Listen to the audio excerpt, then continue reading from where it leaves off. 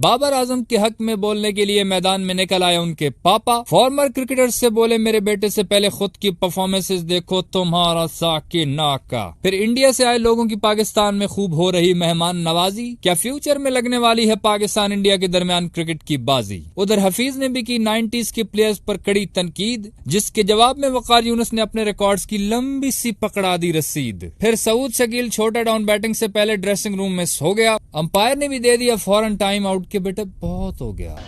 सबसे पहले तो इंडिया से बड़े मेहमान आ रहे हैं यार आजकल पाकिस्तान में। कभी गुप्ता जी, कभी शुक्ला जी। पहले विक्रांत गुप्ता आए थे, अभी राजीव शुक्ला आए हुए हैं, उनके जो बीसीसीआई के प्रेसिडेंट हैं। मेहमान नवाजियां भी बहुत हुई हैं। विक्रांत गुप्ता तो जब पाकिस्तान में आया ना, ऐसा लग रहा था जैसे सलमान खान ने एंट्री मार दी है। बड़ी भाई उनकी मेहमान नवाजी की गई है। और वो जाते हुए ये बात करके गए थे विक्रांत गुप्ता के एक चीज इंडिया की टीम मिस करेगी, और वो चीज ये है कि पाकिस्तानी लोग उनसे कितना प्यार करते हैं, उनकी कितनी बड़ी फैन फॉलोइंग है यहाँ पर, और कितने बड़े मेहमान नवाज हैं पाकिस्तानी। ये चीज मिस कर दी है इस इंडिया की टीम ने। वैसे रोहित शर्मा भी कई दफा बोल चुका है कि हम जाना चाहते हैं, और भी उनके क्रिकेटर्स ने बोला है कि हमें भेजा जाएगा तो हम चले जाएंगे, क्योंकि उनको भी इस चीज का पता है कि यार पाकिस्तान में उनकी फैन फॉलोइंग बहुत ज्यादा है। हमारे पाकिस्तान की जो अपने क्रिकेटर्स है ना, हम उनसे मोहब्बत तो करते हैं, जब उनकी बारी आती है ना हमें डिलीवर करने की, मैचेस जितवाने की, तो आगे से उनका रिस्पॉन्स ये होता है कि देखिए अल्हम्दुलिल्लाह या तो विन है या तो लर्न है। और ज्यादातर हमारे खिलाड़ियों की जानिब से लर्न ही मिलता है। लेकिन दूसरी तरफ जब पाकिस्तानी लोग इंडिया की क्रिकेटर्स को देखते हैं कि यार वो कितना अच्छा खेलते हैं, अपने मुल्क के लिए कितनी जान मार रहे होते हैं, तो जाहिर है फैन फॉलोइंग बिल्कुल उनकी होनी है। और विक्रांत गुप्ता ये बात बोल के गया कि यार ऐसी बातें बनी हुई है पाकिस्तान के बारे में, ऐसा कुछ भी नहीं है यहाँ पर, कोई ऐसी वजह नहीं कि इंडिया की टीम पाकिस्तान में ना आ सके। हालांकि वो एक जर्नलिस्ट है, लेकिन जर्नलिस्ट को जब इतनी इज्जत दी गई यहाँ पर, तो सोचो अगर उनकी क्रिकेट टीम आती तो फिर उसका तो क्या ही होना था यार, कितनी इज्जत मिलती उनको। और अभी वो राजीव शुक्ला आए हुए हैं ना, कल परसों उनकी प्रेस कॉन्फ्रेंस भी हो रही थी। सारे पाकिस्तानी जर्नलिस्ट उनसे बार बार यही सवाल घुमा फिरा के यहीं पे लेके आते कि आपको क्या लगता है, क्या पाकिस्तान इंडिया के दरमियान कुछ सीरीज, कोई ट्राई नेशन, कुछ थोड़ा बहुत हो सकता है कि नहीं। ऑस्ट्रेलिया वालों ने ऑफर कराई, इंग्लैंड वालों ने कराई, तो वो राजीव शुक्ला आगे सिंपल जवाब दे देता, बोलता है यार सारी दुनिया के क्रिकेट बोर्ड्स तो ये ऑफरें करवाएंगे, क्योंकि जाहिर है पाकिस्तान इंडिया की क्रिकेट किसको नहीं चाहिए। इसका मतलब यही है ना कि यार उससे माल बहुत ज्यादा बनता है, तो सारी दुनिया ऑफर करवाती है। फिर हमारे बेचारे पाकिस्तानी लोग झूठी तसल्ली के लिए ये सवाल पूछ लिया कि चैंपियन ट्रॉफी का होस्ट तो पाकिस्तान है, तो फाइनल पाकिस्तान में होना चाहिए ना, बोलो ना सर, एक दफा बोल दो ना। राजीव शुक्ला ने आगे सिंपल जवाब दे दिया। पता है क्या बोलता है? कहता है फाइनल पाकिस्तान में होने के लिए ऑस्ट्रेलिया को सेमीफाइनल जीतना पड़ता, लेकिन वो हार गया। मतलब चुपके से बगैर कुछ किए आराम से उनसे बेइज्जती कर दी, चपेट मारती और गया। इन्होंने इसलिए पूछा कि वो कोई ऐसी बात करेंगे कि हाँ यार होना तो चाहिए था, अच्छा नहीं हुआ ये वो, लेकिन उसने सिंपल बात कर दी कि हाँ ऑस्ट्रेलिया अगर जीत जाता तो बेशक इंडिया बाहर हो जाती, फिर करवा लेते तुम लोग फाइनल। हमारे लोग यही सवाल पूछते रहे क्या इंडिया की टीम आ सकती है फ्यूचर में। उसने कहा यार गवर्नमेंट मानेगी तो आ जाएगी, अदरवाइज नहीं। वैसे ये राजीव शुक्ला पहले भी आए थे, अभी दोबारा आए हैं, तो कुछ न कुछ तो है यार, कोई रीजन तो है कि ये 2 बार आ चुके हैं। ये लोग भी आए हैं, मोस्ट वेलकम। लेकिन हमें तो एक ही बंदे का इंतजार है, दुनिया आए ना, लेकिन एक बंदे को आना चाहिए था, one and only the legendary हमारे भालू भाई जय शाह। अरे आइए ना,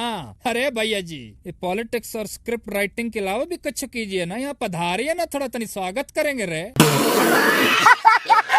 लेकिन भाई हम सबको पता है जय शाह एक इंटरनेशनल स्क्रिप्ट राइटर है क्रिकेट का। वो अब स्क्रिप्ट लिख रहा होगा कि आगे कौन सा कब कहाँ पे होना है, कहाँ पे मैंने ये चाल चलनी है, तो वो जरा बिजी होते हैं, तो वो तो जाहिर है नहीं आएंगे। अच्छा यार, फिर बाबर आजम की सपोर्ट के लिए उनके फादर सामने आए। उन्होंने इंस्टाग्राम पे एक पोस्ट लगाई थी, वो एक लंबी चौड़ी पोस्ट है, लेकिन उसमें 1-2 चीजें आपको बता देता हूँ। जैसे एक तो उन्होंने कहा कि मैं अपने बेटे का खुद ही कोच, कप्तान, सब कुछ खुद हूँ। फिर ये भी कहा कि ये जो फॉर्मर क्रिकेटर्स हैं, मेरे बेटे पर तनकीद करने से पहले खुद के गिरबान में झांको, अक्लमंद के लिए इशारा ही काफी होता है। मतलब आप सीधा सीधा बोल देते हैं, अहमद शहजाद को बोल रहे हैं, जोर जोर से बोल के लोगों को स्कीमें बता दे। फिर बाबर के फादर ने ये बात की है कि मेरा बेटा कम बैक करेगा, मेरे करण अर्जुन आएंगे वापस। वैसे यार जिस दिन स्क्वाड अनाउंस हुआ था ना, तभी हमने ये बात की थी कि या तो तुम लोग सारी नई टीम बनाते, पुरानी टीम को सबको बाहर निकालते, तब हमें मसला नहीं था, क्योंकि काफी टाइम से ये लोग हमें डिसअपॉइंट करते आ रहे थे। तो हमने ये डिमांड की थी कि तुम सारी नई टीम खिला देते, नए बच्चे हार ही जाते ना, और क्या होता। लेकिन अगर तुमने 1-2 बंदे बीच में पुराने डालने थे, जैसे शादाब खान को तुमने वाइस कैप्टन बना दिया, तो उस दिन क्रिकेटर भी कह रहा था कि जो नए यंगस्टर्स बच्चे हैं ना, उनका उनका दिल फिर मर जाता है उधर ही। वो कहते हैं कि यार हम परफॉर्म करते हैं डोमेस्टिक में, लेकिन ये जो बड़े नाम हैं ये जीरो परफॉर्मेंस की वजह से बाहर होते हैं, फिर बगैर किसी वजह से वापस भी आ जाते हैं। तो इन्हीं का सर्कल चलता रहता है। हम फिर किस लिए एफर्ट करें, हम वो छोड़ देते हैं तंग आकर, टैलेंट इधर ही मर जाता है। अगर जैसे आपने शादाब को वापस रखा और सलमान आदा जी को आपने कैप्टन बना दिया, अगर ये कुछ सीनियर प्लेयर्स लेने ही थे तो सलमान आदा जी से 1000 गुना अच्छा था बाबर आजम। अब देखो यहाँ पे हम कई दफा ना चीजों को कॉम्प्लिकेट कर देते हैं। बाबर आजम के नाम पे हम ये समझते हैं कि शायद वाकई वो बहुत बड़ा किंग है। यार वो पाकिस्तान के हिसाब से ठीक है, वो जो भी है पाकिस्तान के हिसाब से उस जैसा बैट्समैन कोई नहीं है यहाँ पर। लेकिन अगर दुनिया के हिसाब से देखा जाए तो इस वक्त कोहली इस जनरेशन का सबसे बड़ा बैट्समैन है जो हर बड़े से बड़े मैच में अपनी टीम को मैच जितवाता है। लेकिन अगर पाकिस्तान के हिसाब से देखा जाए तो बाबर ही बड़ा बैट्समैन है, उसको टी20 टीम में होना चाहिए था। सलमान आदा जी की कौन सी परफॉर्मेंस है टी20 में, वो वनडे टेस्ट का अच्छा प्लेयर है पर टी20 में तो बाबर ठीक है। अभी ये पीएसएल आ रहा है, आप लोग खुद देख लेना, बाबर हमेशा से टॉप स्कोरर होता है। वो पीएसएल में 1-2 सेंचुरियां लगा देगा, 2-4 50 लगा के उसका कमबैक हो जाना टी20। उससे बेहतर था कि तुम लोग अभी सोच समझ के फैसला कर लेते। फिर यार हफीज भाई ने जो तनकीद की है 90s के क्रिकेटर्स पर, वकार यूनुस, वसीम अकरम, लोग वो जो अपने शो में मजाक वगैरह कर रहे होते हैं ना क्रिकेटर्स पर अब के वाले पे, तो उस वजह से हफीज भाई ने कहा है कि इन्होंने खुद अपने टाइम में क्या किया। हफीज भाई आपकी भी रिस्पेक्ट बहुत है, बट वसीम अकरम लोगों से तो आप भी अच्छे नहीं थे वैसे क्योंकि उनका पीक तो हमने भी नहीं देखा 92 वर्ल्ड कप वाला, जाहिर है। लेकिन एक चीज हमने देखी है, आप इंडिया के जितने भी बड़े क्रिकेटर्स के इंटरव्यूज देखोगे ना, वो हमेशा से ये चीज बोलते हैं कि वसीम अकरम लोगों का एक डर होता था, एक रोब होता था और टीमें डरती थी इनसे। रवि शास्त्री ने एक बात बोली थी कि तुम ठीक है शाहीन अफरीदी तुम्हारा बॉलर है पर उसको इतना भी ना चढ़ाओ कि वसीम अकरम है, इतना बड़ा बॉलर नहीं है वो। तो इंडिया के लोग तो इस चीज को नहीं देखते हैं, वो अब के खिलाड़ियों का हमारे का मजाक बनाते हैं। लेकिन वसीम अकरम लोगों का वो कह रहे थे कि डर होता था। वो क्यों कहते हैं, जाहिर है कुछ बात तो होगी ना यार। अगर आप पुरानी वीडियोस भी देखो वसीम अकरम की, इसकी जो बॉल स्विंग होती थी हवा में, बंदा हैरान हो जाता है यार कैसे स्विंग कराते हैं। तो हफीज भाई ने ये जो बात की है वसीम अकरम लोगों के बारे में, इसका जवाब फिर वकार यूनुस ने दिया है अपने स्टैट्स शेयर करके। अपने ट्विटर पे ये रिकॉर्ड शेयर किया, 90s का लौंडा, टेस्ट 191,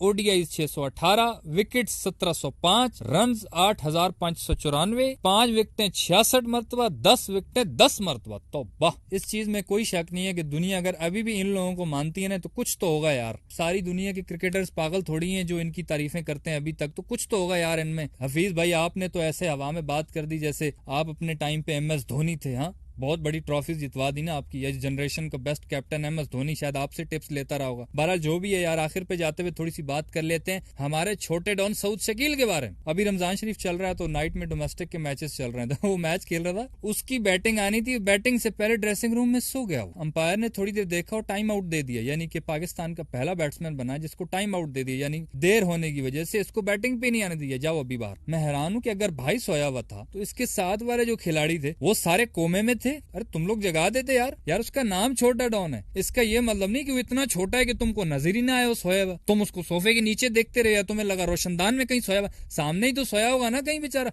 उसको जगा के भेज देते तुम लोग, बैटिंग में बेइज्जती करा दी ना। बहरहाल छोटे डॉन के साथ अच्छा नहीं हुआ यार। अंपायर तू ही थोड़ा लिहाज कर लेता यार, इंडिया के खिलाफ भाई 50 करके आया वो। शायद छोटा डॉन इसीलिए बैटिंग पे ना गया, उसने कहा यार ये क्या छोटे मोटे टूर्नामेंट में बैटिंग करूं मैं तो सीधा इंडिया के खिलाफ ही जब खेलूंगा तभी 50 करूंगा, यहाँ पे मैं खेलूंगा ही नहीं, ये मेरे लेवल ही नहीं है। या फिर दूसरा रीजन ये भी हो सकता है कि वो बेचारा वैसे ही तंग आ गया हो। गंदा तो सारे खेले पर उन सब से तो अच्छा खेला हूं ना मैं, पर मुझे ही अभी स्क्वाड से निकाल दिया। तो बहरहाल कोई बात नहीं यार, सोया ही आया ना, कोई गलत काम तो नहीं किया। नींद आ जाती है बंदे को तो चलता रहता है। बस यारो फिलहाल इस वीडियो में इतना ही। सही लगे तो लाइक कर देना और यूट्यूब चैनल चक्का मार को सब्सक्राइब करके साथ घंटी को टर्न करके ऑल पे क्लिक कर देना ताकि क्रिकेट की दिलचस्प वीडियोस आप तक पहुंचती रहें।